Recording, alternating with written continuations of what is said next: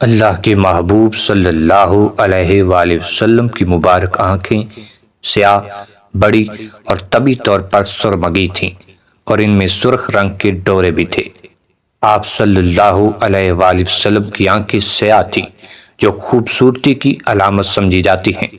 سیدنا علی رضی اللہ تعالی عنہ فرماتے ہیں کہ اللہ کے محبوب صلی اللہ علیہ وآلہ وسلم کی چشمان مقدسہ سیاہ اور پلکیں دراز تھیں۔ حضرت ام معبد رضی اللہ تعالی عنہا فرماتی ہیں کہ آپ کی آنکھیں سیاہ اور بڑی تھیں جبکہ آپ کی پلکیں دراز تھیں۔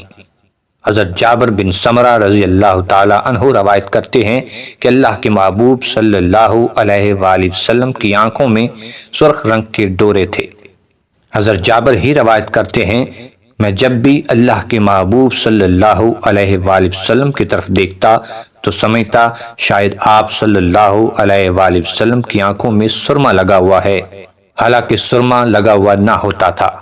حضرت عبداللہ بن عباس رضی اللہ تعالی عنہ سے روایت ہے کہ حضرت ابو طالب حضور نبی اکرم صلی اللہ علیہ وآلہ وسلم کے بارے میں کہا کرتے تھے کہ جب بھی رسول اللہ صلی اللہ علیہ وآلہ وسلم بیدار ہوتے ہیں، آپ کے سن انور میں تیل اور آنکھوں میں سرما لگا ہوا ہوتا ہے۔